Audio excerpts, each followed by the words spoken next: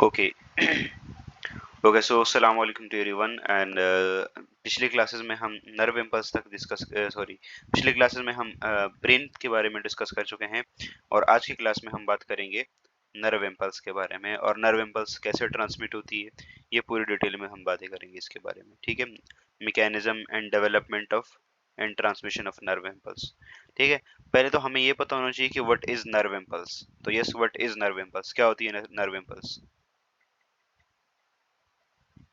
Very good Mariam, शाबाश। Playbacks का क्या बना? ब्रेन के सिग्नल्स। ओके, मरियम को कोई बताएगा कि प्लेबैक्स नून पे नहीं मिल रहे और बाकी खैर। Okay so yes, nerve impulse क्या होती है? जो भी हमारे पास जो स्टिमुलस होता है ना, फॉर एग्जांपल अज्यूम करो मेरे पास ब्रेन है और मेरे पास यहाँ पे मेरा कोई ऑर्गन है।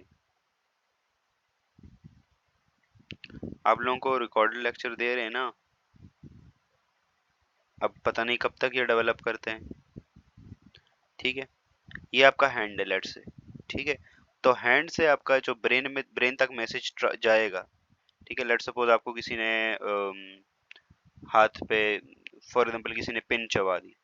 ठीक है, तो अब वो जो पेन वाला मैसेज जाएगा ब्रेन तक, वो कैसे जाएगा? वो जाएगा in the form of nerve impulse. ठीक है, अब नर्व इम्पल्स एक्चुअली में क्या होती है? तो a nerve impulse is the wave of electrochemical changes. ठीक है, ये क्या होती है? A wave of electrochemical changes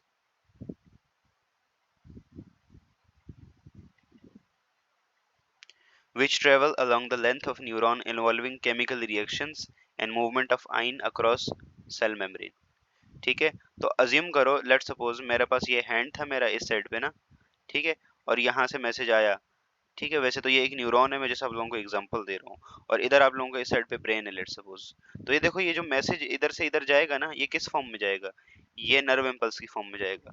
और नर्व इम्पल्स की टेक्निकली जो डेफिनेशन है वो यहाँ देखें कि nerve impulse is a wave of electrochemical changes. Wave जैसे समंदर में वेव्स आती है ना, ठीक है, या पानी में आप लोग उसको डिस्टर्ब करें तो वेव्स प्रोड्यूस होती हैं। तो सिमिलरली यहाँ पे भी हमारे नर्वस सिस्टम में भी क्या होता है कि nerve impulse is basically a wave of electrochemical changes. Electrochemical changes क्यों भाई? तो यहाँ पे ना जो इलेक्ट्रोलाइट्स होते हैं, जैसे सोडियम हो गया, जैसे क्लोराइड हो गया, जैसे पोटाशियम हो गया, तो ये चीजें यूज होती हैं। और तो इन्हें हम क्या कहते हैं? इन्हें हम इनसे एक करंट सा जनरेट होता है। ठीक है, और करंट को यूजुअली वर्ड इलेक्ट्रो से नॉमिनेट किया जाता है फिजिक्स या साइंस के अंदर। और ये सारे के सारे केमिकल्स हैं। और इसी के साथ साथ यहाँ पे एक और चीज होती है, न्यूरोट्रांसमीटर। ठीक है, तो इलेक्ट्रोकेमिकल, इस वजह से इसको बोला जाता है कि इसमें देखो केमिकल्स भी यूज हो रहे हैं और इलेक्ट्रिकल चार्जेस भी यूज हो रहे हैं, ऐसे समझ लें। ठीक है, और यही क्या कर रहे हैं? ट्रेवल कर रहे हैं, कुछ सेल के अंदर जाते हैं, कुछ बाहर। देखो प्लस माइनस लिखा हुआ है ना पूरी इसके ऊपर।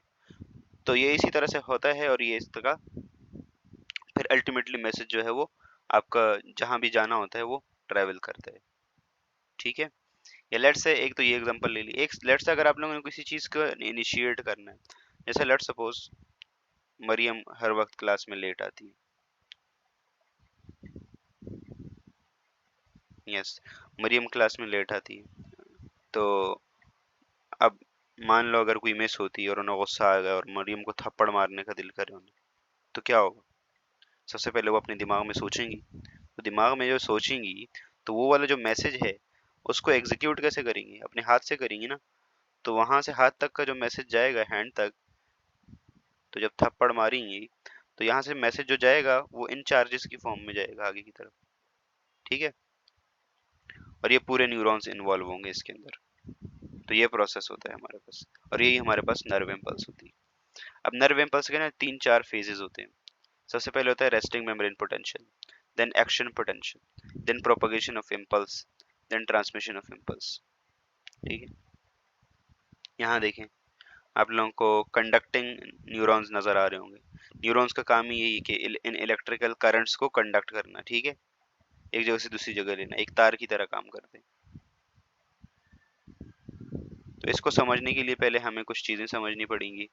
आज का ये पूरा लेक्चर है हमारा ठीक है, ऑडिबल विजिबल मेरी आवाज आ रही है, किसी का कोई मैसेज नहीं आ रहा?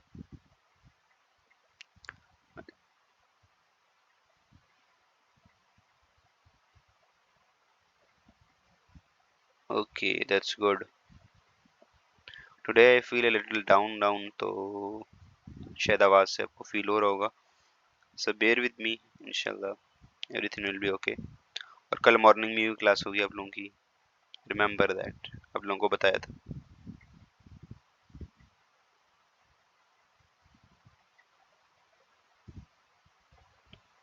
यस, कहाँ गया भाई वो पार्ट जहाँ पे मैं आप लोगों को समझाना चाह रहा हूँ? नहीं है वो part. Okay, so transmission of nerve impulse, morning time. Yes, morning time में देखते हैं, किसी टाइम रख लेंगे। नेक्स्ट कल नहीं हुई थी क्लास,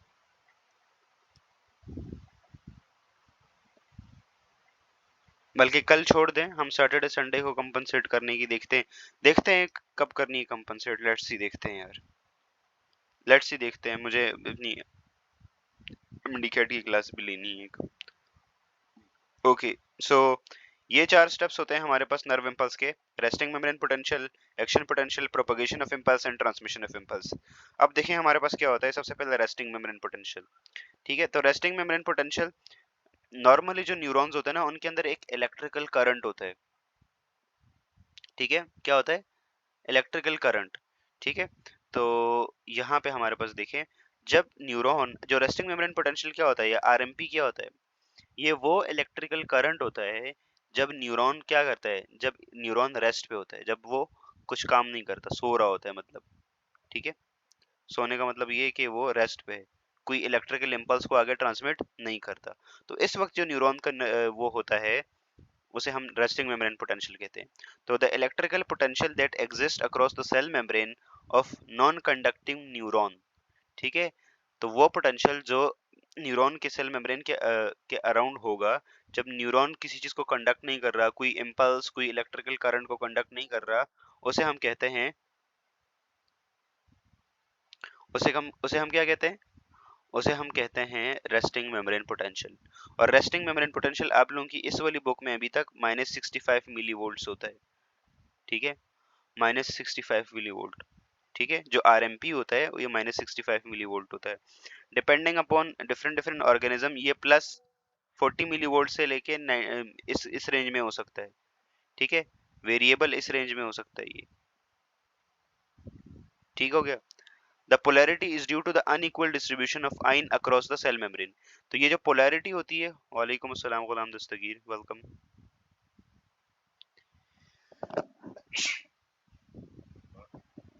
अल्लाह तेरे शुक्र।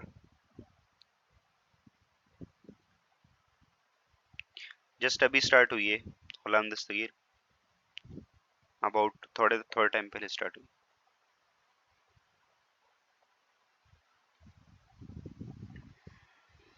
ठीक है, सो समझ नहीं आया? देखो हमारे पास, यहाँ से हम एक एक एग्जांपल लेते हैं। गुलाम दस्तगीर आप भी समझ लो और बाकी भी समझ लो। हमारे पास जो मैसेज होता है, ठीक है, जो मैसेज होता है वो, अगर हमारे ब्रेन में लेट सपोज कोई भी मैसेज है, ठीक है, उसको इफेक्टर तक पहुंचाने के लिए कौन सा न्यूरॉन काम करेगा? मोटर न्यूरॉन काम करेगा। ठीक है, मोटर न्यूरॉन काम करेगा। अब मोटर न्यूरॉन काम करेगा तो हमारे पास इफेक्टर तक, ठीक है, यहाँ पे एक्चुअली में नर्व होगी, आपके ब्रेन और आपके हैंड के बीच में पूरी एक बड़ी सी नर्व होगी। अब मैसेज का जो पाथ है, जो रास्ता है, जैसे रोड है, वो तो ये नर्व है, ठीक है, या मोटर न्यूरॉन है, लेकिन जाएगा वो किस फॉर्म के अंदर? जैसे रोड के ऊपर गाड़ियां चलती हैं, तो सिमिलरली ये जो हमारे पास ये मैसेज होगा, ये किस फॉर्म में जाएगा? तो ये जाएगा in the form of nerve impulse. ठीक है, किस किस फॉर्म में जाएगा? नर्व इम्पल्स की फॉर्म में जाएगा। अब नर्व इम्पल्स को टेक्निकली हम डिफाइन करते हैं कि the wave of electrochemical changes that travel from one end to another end of neuron or from one end to another end of nerve impulse, sorry nerve। ठीक है, electrochemical changes, जहाँ पे sodium cell के अंदर जाता है, कई बार आता है, कभी अंदर कभी बाहर, तो ये अंदर बाहर की वजह से ना ये मैसेज आगे की तरफ जा रहा होता है। ठीक है, तो यहाँ पे 3 आइंस बहुत जरूरी हैं। एक है sodium, sodium sodium plus, potassium, calcium. ये 3 आइंस हैं, कैल्शियम +2। इनका बहुत रोल होता है इस नर्व ट्रांसमिशन में, नर्व इम्पल्स में। ठीक है, इस नर्व इम्पल्स में इनका बहुत इंपॉर्टेंट रोल है, इन तीनों का। ठीक है, अब इस नर्व इम्पल्स के 4 स्टेप्स होते हैं, 4 फेजेस होते हैं, ऐसे समझ लें। ठीक है, सबसे पहले फेज जो आता है, it is called resting membrane potential. ठीक है, क्या कहते हैं इसे हम? रेस्टिंग मेम्ब्रेन पोटेंशियल कहते हैं, या इसे हम आरएमपी कहते हैं शॉर्ट में। ठीक है, आरएमपी क्या होता है? आरएमपी रेस्टिंग मेम्ब्रेन पोटेंशियल होता है। ये वो पोटेंशियल होता है जब न्यूरॉन कोई इलेक्ट्रिकल करंट जो है वो कंडक्ट नहीं करता, कोई भी स्टिमुलस नहीं जा रही होती उसमें। ठीक है, न्यूरॉन रेस्ट पे होता है। ठीक है, इस टाइम पे न्यूरॉन कोई काम नहीं करता। ठीक है, तो इस वक्त न्यूरॉन क्या होता है? स्टिमुलेटेड नहीं होता। ठीक है, स्टिमुलेटेड नहीं होता। और इस टाइम पे जो नर्व जो पोटेंशियल होता है वो कितना होता है? 65 मिलीवॉट्स। तो यही हमारे पास रेस्टिंग मेम्ब्रेन पोटेंशियल होता है। एक बात यहाँ पे लिखी हुई है, न्यूरोलीमा। तो न्यूरोलीमा हम किसे कहते हैं? हमें पता है हर एक सेल के पास क्या होती है? सेल मेम्ब्रेन होती है। तो न्यूरॉन के पास भी सेल मेम्ब्रेन होगी डेफिनेटली। ठीक है, तो जो न्यूरॉन के पास सेल मेम्ब्रेन होती है उसे हम न्यूरोलीमा कहते हैं। क्या कहते हैं हम? न्यूरोलीमा कहते हैं। यहाँ पे आप लोगों को देख नजर आ रहा होगा, ये क्या है आप लोगों के सामने? आपको ये ना बोल दे कि चॉकलेट है। Although it looks like a chocolate, but it is not chocolate. It is neurolema or cell membrane of neuron. ठीक है, this is cell membrane of neuron. और देखो यहाँ लिखा हुआ है एक्स्ट्रा सेलुलर स्पेस, मतलब सेल के बाहर वाली साइड है ये, और ये सेल के अंदर वाली साइड है। ठीक है, अब सेल के बाहर वाली साइड देखो तो क्या चीज ज्यादा है? सोडियम ज्यादा है। ठीक है, क्या ज्यादा है? सोडियम ज्यादा है, नजर आ रहा होगा आप लोगों को। ठीक है, सोडियम। और सेल के इन साइड पे देखो तो पोटेशियम ज्यादा है। ठीक है, यही जो अनइक्वल डिस्ट्रीब्यूशन है ना इन चार्जेस की, इसी वजह से क्या जनरेट होता है? इसी वजह से ये जो करंट है, ये जो पोटेंशियल है, ये जनरेट होता है। ठीक है, और इसका अपना काम होता है फिर। अच्छा, इसके अलावा हमारे पास मेम्ब्रेन के अंदर देखो आप लोगों को 3 स्ट्रक्चर नजर आ रहे होंगे, एक ये, एक ये और एक ये। तो ये है हमारे पास पोटेशियम का चैनल। किसका चैनल है? पोटेशियम का चैनल। सेल मेम्ब्रेन के अंदर ऐसे प्रोटीन्स होते हैं, ठीक है, क्योंकि अब देखो पोटेशियम क्या होता है? पोलर नेचर का होता है। ठीक है, ये सारे के सारे क्या हैं? पोलर हैं, पोलर मॉलिक्यूल्स हैं। और आपको पता है पोलर चीज सेल मेम्ब्रेन में से डायरेक्टली पास, पोलर चीजें सेल मेम्ब्रेन में से डायरेक्टली पास हो सकती है, नहीं हो सकती? बताएं, अपने एक्सपीरियंस से बताएं। नहीं हो सकती। आप लोगों ने फर्स्ट ईयर में प्रिंसिपल पढ़ा होगा, लिपिड बाइलेयर वाला, सेंगर मॉडल, फॉस्फोलिपिड बाइलेयर। तो ये जो चंक्स चंक्स नजर आ रहे हैं हम लोगों को, जैसे चॉकलेट के होते हैं, तो दीज आर फॉस्फोलिपिड बाइलेयर्स। तो इधर से ये सोडियम ट्रेवल नहीं कर सकता बाहर। ठीक है, तो इनके लिए हमारे पास स्पेशल चैनल बनाना पड़ता है फिर। और ये नर्वस सिस्टम के अंदर हर एक सेल के अंदर इस तरह के चैनल्स होते हैं। तो इधर से सोडियम बाहर, सोडियम का पोटेशियम का चैनल है ये, तो यहाँ पे जो है वो पोटेशियम सेल के अंदर और बाहर जा सकते हैं। ठीक है, ये जो है वो किसका चैनल है? ये सोडियम का चैनल है। ठीक है, और ये हमारे पास जो होता है वो सोडियम पोटेशियम पंप होता है। ठीक है, ये दोनों काम करता है। ये सोडियम को बाहर भेजता है, ठीक है, और पोटेशियम को अंदर लेता है। तो ये सोडियम पोटेशियम पंप, ये दोनों काम करता है। इसका काम सिर्फ और सिर्फ सोडियम चैनल है, ये सोडियम को अंदर लेता है। ठीक है, ये है पोटेशियम का चैनल, ये बाहर पोटेशियम को बाहर भेजता है। तो ये तीनों पॉइंट्स क्लियर हैं सब लोगों को? ये तीनों पॉइंट्स क्लियर हैं? ये जो सोडियम पोटेशियम पंप होता है ना, इसे हम सोडियम पोटेशियम एटीपेज भी कहते हैं। ठीक है, ये एटीपी तोड़ता है, एटीपी से एनर्जी लेता है, और बदले में क्या करता है? सोडियम को सेल के बाहर फेंकता है और पोटेशियम को सेल के अंदर लेता है। चलें, ये बेसिक चीज अगर समझ आ गई आप लोगों को, तो इसके बाद देखिए अब रेस्टिंग मेम्ब्रेन पोटेंशियल जनरेट कैसे होता है। ठीक है, तो the polarity due to the unequal distribution of ions across cell membrane. अच्छा, ये जो इलेक्ट्रिकल पोटेंशियल जनरेट होता है ये क्यों होता है? क्योंकि अनइक्वल डिस्ट्रीब्यूशन होती है किसकी? चार्जेस की, अक्रॉस न्यूरोलीमा। अब ये न्यूरोलीमा के अक्रॉस जो चार्जेस की डिस्ट्रीब्यूशन है ना, तो सोडियम जो होता है वो सोडियम 3 टाइम्स ज्यादा होता है बाहर, ठीक है, as compare to inside of the cell, 3 times ज्यादा होता है बाहर, ठीक है। और पोटाशियम जो होता है वो इनसाइड ज्यादा होता है। तो यहाँ पे देखो अनइक्वल डिस्ट्रीब्यूशन है ना, सोडियम बाहर ज्यादा है, पोटाशियम अंदर ज्यादा है, सोडियम अंदर कम है, पोटाशियम बाहर कम है। तो ये अनइक्वल डिस्ट्रीब्यूशन से क्या होगा, इलेक्ट्रिकल करंट जनरेट होगा, ठीक है। बेटा एटीपी वाला पॉइंट ये था कि ये जो सोडियम पोटेशियम पंप है ना, this is also known as sodium potassium ATPase, ठीक है। इसे हम सोडियम पोटेशियम एटीपेज भी कहते हैं, सोडियम पोटेशियम एटीपेज, क्योंकि ये क्या करता है, एटीपी को तोड़ता है और बदले में क्या करता है, सेल सेल से सोडियम को बाहर निकालता है और पोटेशियम को अंदर लेके आता है, ठीक है। तो this is also known as sodium potassium ATPase. अब रेस्टिंग मेम्ब्रेन पोटेंशियल जनरेट कैसे हो रहा है, पहले रेस्टिंग मेम्ब्रेन पोटेंशियल से लोगों को समझ आ गया ना, कि जब न्यूरॉन रेस्ट पे है, जब काम नहीं कर रहा है, इसकी वैल्यू क्या है, तो -65 मिली वोल्ट। उसके बाद पोलर ये जो जो इलेक्ट्रिकल करंट होता है ये जनरेट क्यों होता है, तो ये जनरेट होता है due to the unequal distribution of charges. हमने अभी डिस्कस किया, सोडियम बाहर ज्यादा होगा, पोटेशियम अंदर ज्यादा होगा, ये चीज याद रखें, ठीक है। It is found that concentration of sodium ion is higher outside, वही पॉइंट जो मैंने आप लोगों को बताया, ठीक है। सोडियम बाहर ज्यादा होता है और पोटेशियम अंदर ज्यादा होता है, ये देखिए सेकंड पॉइंट में ये है। More over the concentration of potassium ion is higher inside the cell, ठीक है, than outside of the cell, ठीक है। This attribute to the activity of driven by sodium potassium pump, ठीक है, at the neurilemma towards the inner surface negative. अच्छा एक चीज है, ये हमारे पास नेगेटिव इलेक्ट्रिक पोटेंशियल आता कैसे है, ठीक है, तो इस चीज को जरा डिस्कस करते हैं। तो सबसे पहले ना, जो हमारे पास सोडियम पोटेशियम एटीपेज होता है ना, ये आता है, एक्टिव होता है, और ये क्या करता है, ये सोडियम को बाहर भेजता है, तो 3 टाइम्स सोडियम बाहर ज्यादा है और अंदर पोटेशियम ज्यादा है। तो ओवरऑल पॉजिटिव चार्जेस कहाँ ज्यादा है, बाहर या अंदर, बाहर ज्यादा है ना, कंपैरेटिवली हम बात करें तो बाहर सोडियम सोडियम सोडियम सोडियम और अंदर सिर्फ और सिर्फ पोटेशियम, लेकिन पोटेशियम भी पॉजिटिव है ऑल्दो, लेकिन अंदर कम है। तो सेल की ओवरऑल बाहर वाली साइड क्या होगी, पॉजिटिव, और अंदर वाली साइड क्या होगी, कंपैरेटिवली बाहर की साइड पे ये नेगेटिव होगी, ठीक है। तो एक तो ये unequal distribution due to sodium potassium pump, एक इस वजह से ये हमारे पास नेगेटिव पोटेंशियल आता है, ठीक है। दूसरा, सेल के यहाँ पे सेल के इनर साइड के ऊपर कुछ नेगेटिव ऑर्गेनिक एसिड्स होते हैं या ऑर्गेनिक आइंस होते हैं।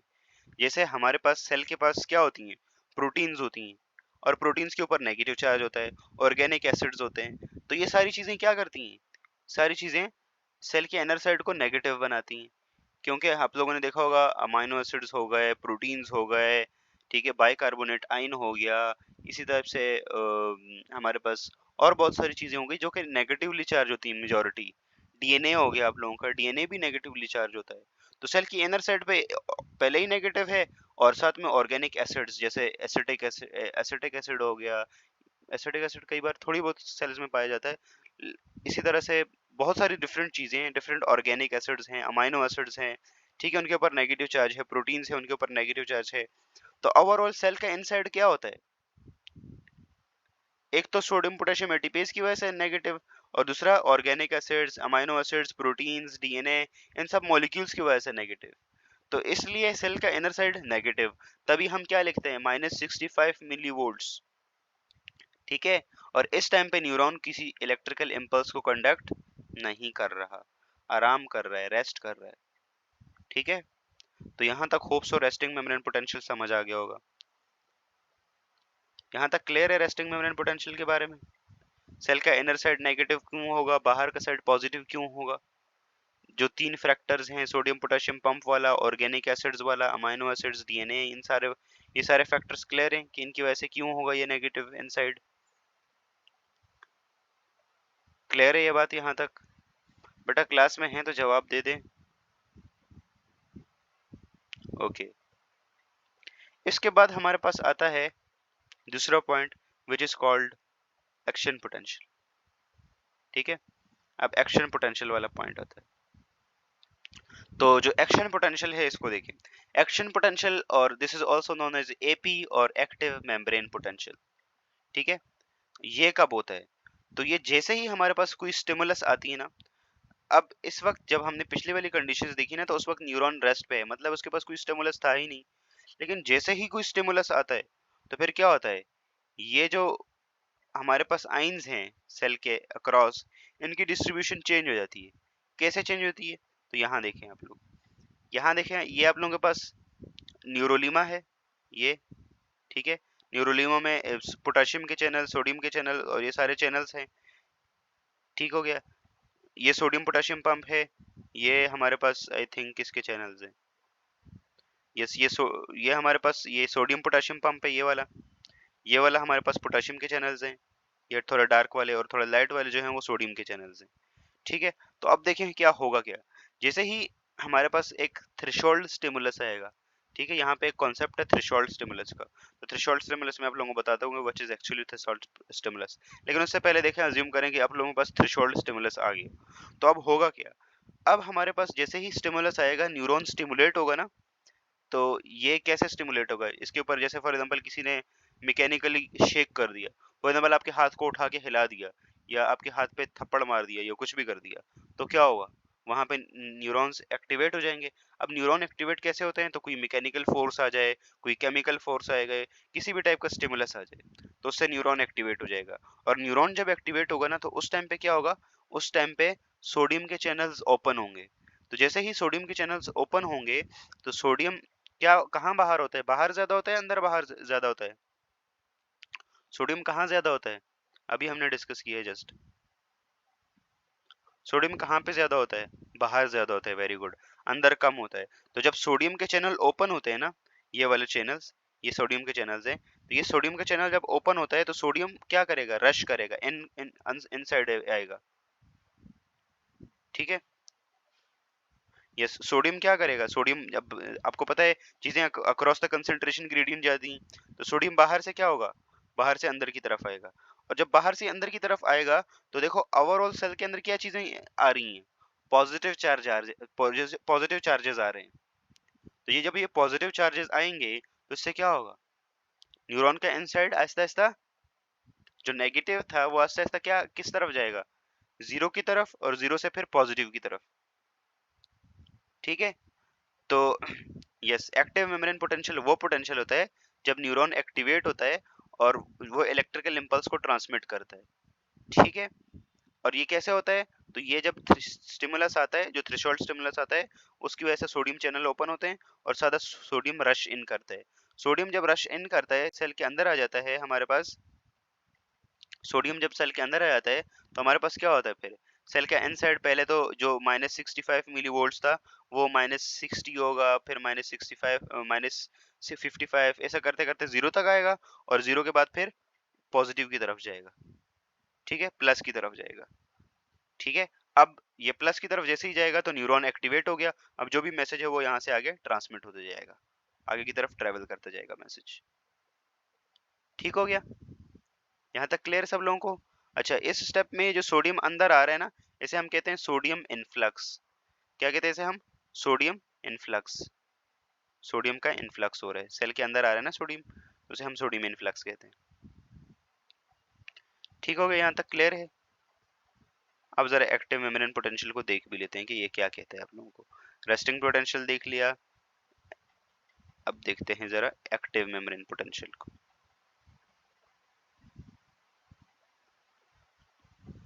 यहाँ देखें, तो it is a temporary localized reversal of polarity of neurolema which occurs when neuron is stimulated। तो जब न्यूरॉन स्टिमुलेट होता है, उस वक्त ये एक्शन पोटेंशियल जनरेट होता है, ठीक है।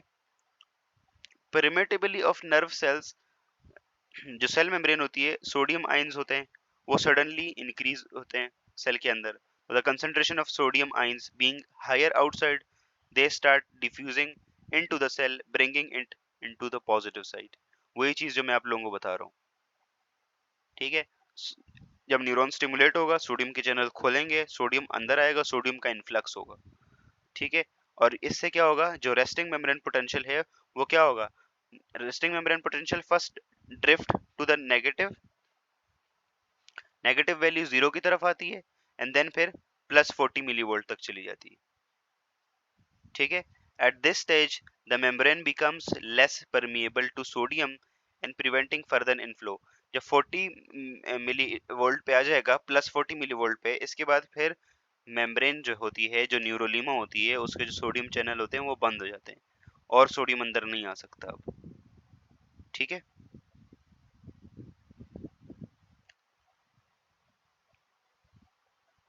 यहाँ तक क्लियर है सब लोगों को? रेस्टिंग मेम्ब्रेन पोटेंशियल क्लियर है? अब रेस्टिंग पोटेंशियल को थोड़ा और अच्छे से समझने के लिए ना इस चीज को जरा देखें। जब भी इलेक्ट्रिकल करंट होता है हमारी बॉडी में, जैसे ईसीजी आप लोगों ने देखा हो, अगर ईसीजी देखा हो, ईसीजी देखा है कभी? ईसीजी, ईसीजी मशीन देखी होगी, ऐसे चलती है, टक करके आवाज आती है, ऐसे चलती है, फिर टक करके आवाज आती है। हॉस्पिटल्स में, ऑपरेशन थिएटर में भी कई बार ऑपरेशन अगर देखा हो, सर्जरी की वीडियो देखी हो आप लोगों ने तो, ठीक है, या मूवीज में भी देखा होगा।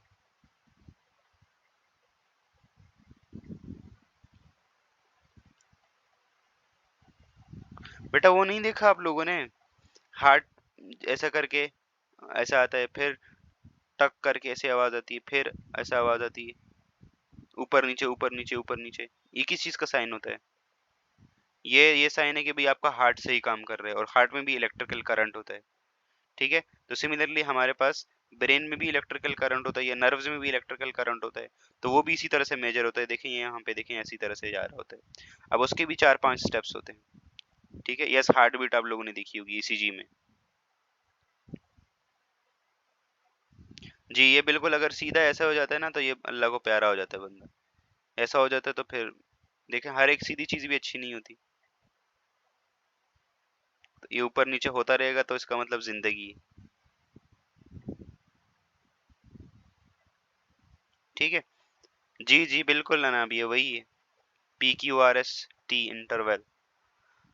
अब यहाँ पे हमारे पास देखें तो सबसे पहले हमारे पास न्यूरॉन कहाँ पे? RMP पे, रेस्टिंग मेम्ब्रेन पोटेंशियल पे।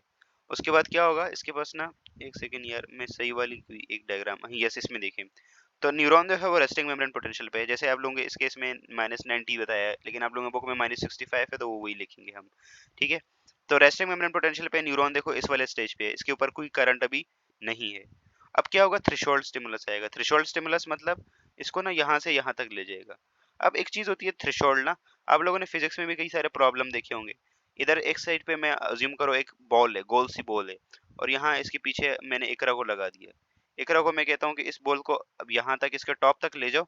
यहाँ से अगर इसको छोड़ दोगे तो यहाँ से नीचे खुद ब खुद ही आएगी। तो यहाँ ऊपर तक, इस पॉइंट तक ले जाने के लिए ना एक मिनिमम थ्रेशोल्ड चाहिए होता है आपको, ऐसे हम थ्रेशोल्ड कहते हैं। तो सिमिलरली नर्व इम्पल्स में भी जैसे -90 मिली वोल्ट से, तो इधर थ्रेशोल्ड इसने -65 का बताया है। वैसे आप लोगों की बुक में थ्रेशोल्ड होता है वो -55 का होता है।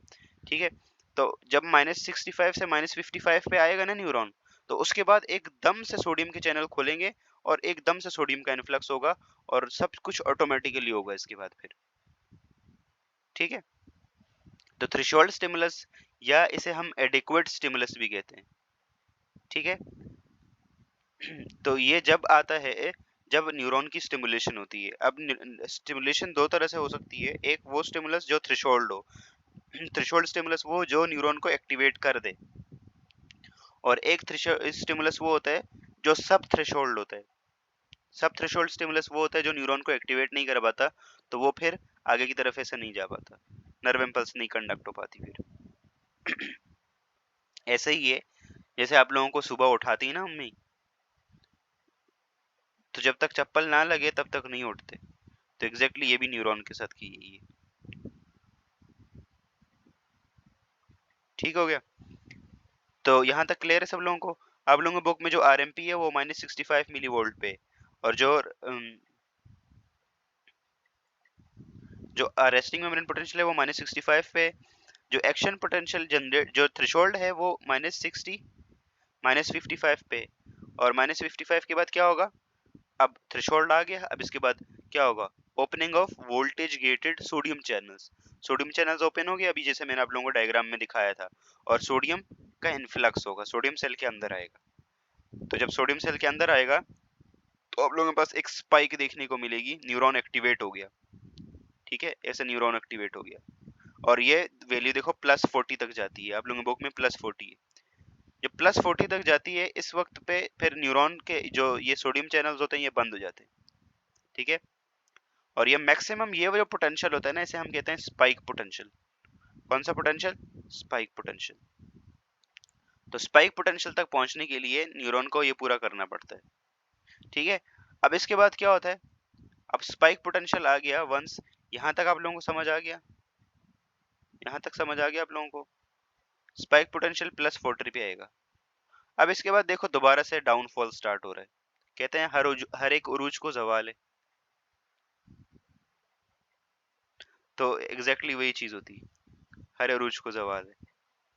तो यहाँ से क्या होगा, दोबारा वापस नीचे की तरफ आएगा और दोबारा नीचे की तरफ आएगा। अब इस उरूज को इतना जवाल आ जाएगा, इतना जवाल आ जाएगा, ये इतना गिर जाएगा कि ये नॉर्मल रेस्टिंग मेम्ब्रेन पोटेंशियल से भी नीचे चला जाएगा। न्यूरॉन को बोलो यार कितना गिरोगे यार, और कितना, सो सैड। अब ये काम कैसे होता है, तो ये काम कैसे होता है, ये काम हमारे पास देखें कैसे होता है। यस, यहाँ पे देखिए,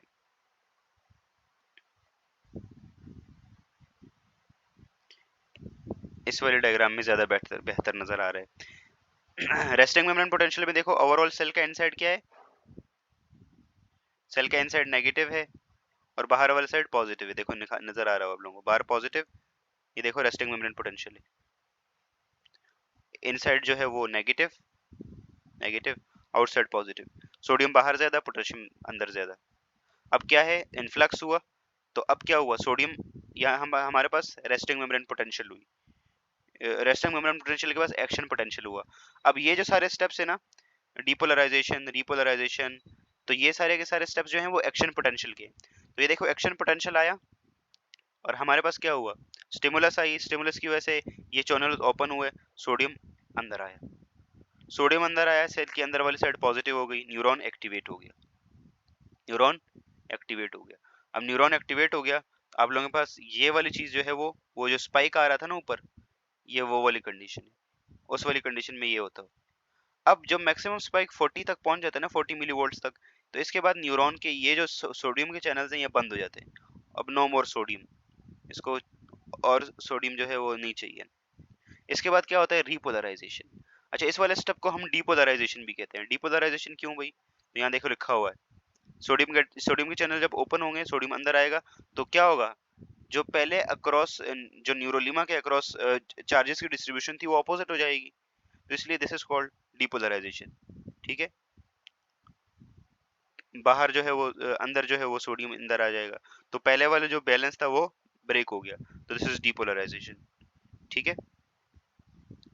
क्या चीज क्लियर नहीं है लाइबा, क्या चीज क्लियर नहीं है? यस, डीपोलराइजेशन ये जो स्टेप होता है ना, जब सोडियम अंदर आ रहा है, बस इसी स्टेप को हम डीपोलराइजेशन कहते हैं, डीपोलराइजेशन, ठीक है। ओके, इसके बाद डीपोलराइजेशन वंस आ गया और आपके पास स्पाइक पोटेंशियल आ गया यहाँ 40 मिली वोल्ट पे। इसके बाद क्या होगा, सोडियम के चैनल अब बंद हो जाएंगे। अब सोडियम के चैनल जब बंद हो जाएंगे, नो मोर सोडियम इन, इसके बाद क्या होगा, अब सेल के अंदर साइड पे क्या ज्यादा है, पोटेशियम ज्यादा है, और सेल को दोबारा क्या करना है, हमें रीपोलराइजेशन की तरफ लेके जाना है, और आगे स्टेप में देखो लिखा हुआ है रीपोलराइजेशन। तो अब क्या होगा, अब सोडियम चैनल इस वक्त पे बंद हो जाएंगे रीपोलराइजेशन पे, ठीक है, closure of sodium and opening of potassium channel. तो इस वक्त के सोडियम चैनल हो जाएंगे बंद, जब सोडियम चैनल बंद हो जाएंगे तो सोडियम के इन भी बंद हो जाएगा, तो यहाँ ऊपर नहीं जाएगा अब, ठीक है। और इसके बाद सोडियम पोटेशियम चैनल ओपन हो जाएंगे। अब पोटेशियम कहाँ ज्यादा है, सेल के अंदर ज्यादा है, सेल के बाहर ज्यादा है, जल्दी बताएं, पोटेशियम कहाँ ज्यादा है,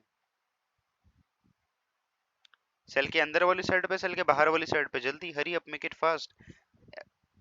बाहर ज्यादा है, शाबाश, वेरी गुड अनाबिया, अंदर ज्यादा है, ठीक है, पोटेशियम अंदर ज्यादा होता है।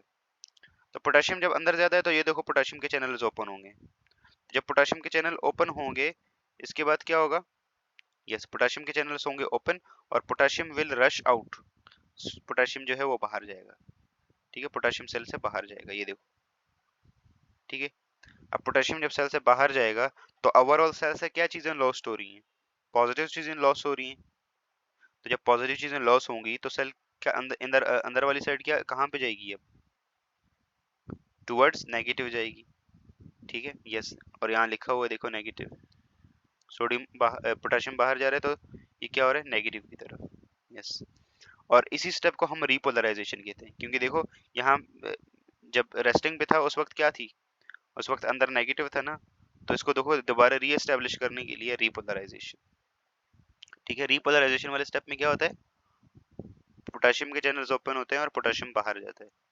और जब पोटेशियम बाहर जाता है तो फिर क्या होता है हमारे पास? पोटेशियम के जो चैनल्स होते हैं ना, वो बहुत लंबे टाइम तक खुले रहते हैं। जब लंबे टाइम तक खुले रहते हैं तो सेल में से पोटेशियम बहुत ज्यादा लॉस हो जाता है।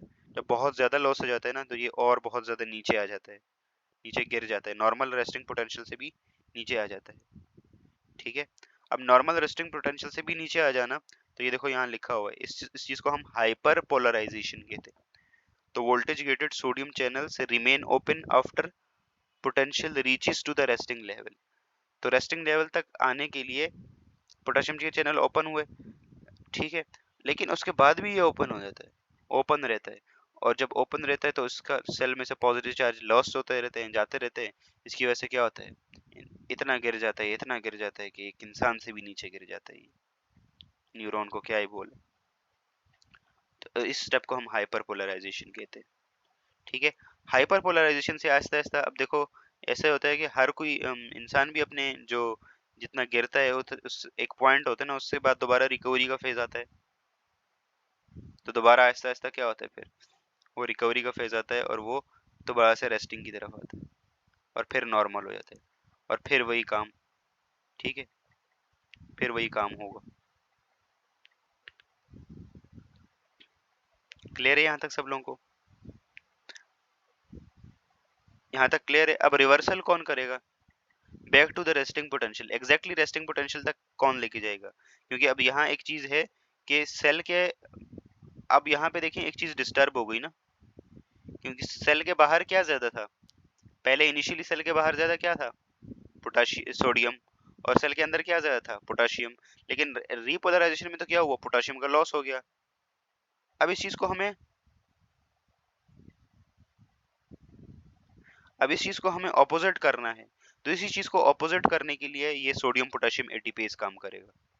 ये जो येलो कलर का है, जैसे सोडियम पोटेशियम पंप और सोडियम पोटेशियम एटीपेज। अब ये इस चीज को दोबारा रिवर्स करने के लिए, बैक रेस्टिंग पोटेंशियल पर लाने के लिए, अंदर को नेगेटिव करने के लिए और बाहर को पॉजिटिव वो करने के लिए, अब ये क्या करेगा? अब ये कॉन्स्टेंटली सेल के अंदर से क्या करेगा? सोडियम्स को लेगा और सोडियम को बाहर फेंकेगा और बदले में पोटेशियम लेगा और पोटेशियम को सेल के अंदर लेके जाएगा। अब क्या होगा? दोबारा से सोडियम बाहर जा रहा है, पोटेशियम अंदर आ रहा है। तो इस तरह से दोबारा से ये वाली कंडीशन आ जाएगी कि सोडियम बाहर ज्यादा हो जाएगा और पोटेशियम अंदर ज्यादा हो जाएगा।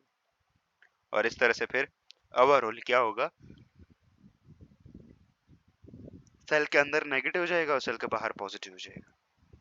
और दोबारा से जो हाइपर पोलराइजेशन थी, जो न्यूरॉन गिरा था बहुत छोटे लेवल तक हाइपर पोलराइज हुआ था, उसके बाद दोबारा से रेस्टिंग पे आ जाएगा। ठीक है, तो ये सारे के सारे स्टेप हैं एक्शन पोटेंशियल के। और ये जो एक्शन पोटेंशियल होता है ना, तो इसी वजह से जो मैसेज होता है वो आगे की तरफ ऐसे ट्रेवल करता है। ठीक है, यस, यस लैब रेस्टिंग की पोजीशन हो जाएगी। तो यहाँ तक क्लियर है सब लोगों को? ये दोनों स्टेप्स हम आज हमने रेस्टिंग मेम्ब्रेन पोटेंशियल पढ़ा और एक्शन पोटेंशियल पढ़ा। एक्शन पोटेंशियल की ये सारी चीजें आप लोगों को क्लियर होनी चाहिए। क्या क्वेश्चन है Salman? Sorry, Dastagir, what is your question? Line को क्या कहेंगे? लाइन इज जस्ट नॉमिनेशन के लिए। ठीक है, लाइन को ऐसा कुछ नहीं कहा जाता। हाँ, जैसे हार्ट में अगर वो चीज हम देखते हैं तो उसे हम ईसीजी कहते हैं, जो लाइन शो हो रही होती है पूरी एग्जैक्टली exactly, तो वो ईसीजी होती है हार्ट की। इसी तरह से ब्रेन के लिए ईआरजी होती है, और ब्रेन सॉरी ईईजी होती है। मैं बात करूंगा उसके ऊपर, कल बात करूंगा। ठीक है, यहाँ देखें अगेन से वही चीजें हैं भाई। ठीक है, तो बस इसको रट लें, इस डायग्राम को रट लें। ये देखें, स्टिमुलस आएगा, रेस्टिंग पे है -70 mV, ठीक है। स्टिमुलस आएगा, स्टिमुलस थ्रेशोल्ड स्टिमुलस आएगा तो इसको थ्रेशोल्ड तक ले जाएगा। फिर डीपोलराइजेशन होगी, सोडियम आयन इन अंदर आएंगे, ठीक है। एक्शन पोटेंशियल आ जाएगा यहाँ तक। इसके बाद रिपोलराइजेशन होगा, सोडियम चैनल खोलेंगे, सोडियम पोटेशियम चैनल खोलेंगे, पोटेशियम बाहर जाएगा, ठीक है। यहाँ तक रेस्टिंग तक आएगा, उसके बाद भी पोटेशियम ओपन होगा और लॉस होगा पोटेशियम का, सेल हाइपरपोलराइजेशन चलेगा। हाइपरपोलराइजेशन के बाद फिर क्या होगा, वही सोडियम पोटेशियम एटीपेज काम करेगा, सोडियम को बाहर फेंक देगा, पोटेशियम को अंदर ले लेगा, दोबारा से रेस्टिंग पे आ जाएगा और यही काम चलता रहेगा, ऊपर नीचे ये चलता रहेगा, ठीक है। जब ऊपर नीचे ये चलता रहेगा तो न्यूरॉन भी अपना काम करता रहेगा।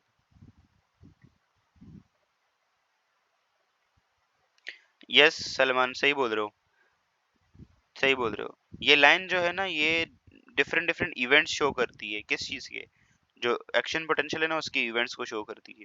कि पहले नंबर पर डीपोलराइजेशन है तो ये असेंडिंग वाली जो है वो डीपोलराइजेशन को शो कर रही है, डिसेंडिंग वाली रिपोलराइजेशन को शो कर रही है। और ज्यादा ये वाली लाइन ये रेस्टिंग पोटेंशियल को, इससे नीचे हाइपर पोलराइजेशन को शो कर रही है, ठीक है। अच्छा एक चीज यहाँ पे ये है, यहाँ पे आप लोगों को देखो नजर आ रहा होगा स्टिमुलस। अब ये स्टिमुलस ऐसा करके इधर ही रहा है, तो ये स्टिमुलस कैसे स्टिमुलस थे, ये सब थ्रेशोल्ड लेवल के स्टिमुलस थे, इसने न्यूरॉन को इतना एक्टिवेट नहीं किया कि डीपोलराइजेशन हो जाएगी, ठीक है। तो ये देखो यहीं पे बस हुआ और यहीं खत्म हो गया, तो इसका मैसेज आगे नहीं जाएगा।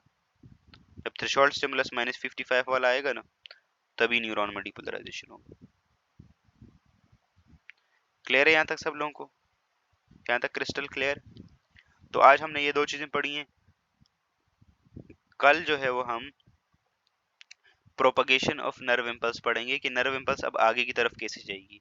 ये तो एक न्यूरॉन की बात है कि इधर से जो है वो, मान लो एक न्यूरॉन है, इसकी सेल बॉडी है, इधर से आगे की तरफ ये ऐसे ट्रेवल करेगा। अब आगे दूसरे न्यूरॉन में कैसे जाएगा, आगे पूरा पूरा मैसेज आगे तक कैसे ट्रांसफर होगा, तो कल हम ये दो चीजें पढ़ेंगे, propagation of nerve impulse, synapse and transmission of nerve impulse, बस दैट्स इट। यहाँ तक क्लियर है सब लोगों को? ओके चलिए, होप सो यहाँ तक सब लोगों को क्लियर हो गया होगा। अब मिलते हैं हम नेक्स्ट क्लास में। Till then keep learning and keep exploring. अल्लाह हाफिज, टाटा, बाय बाय।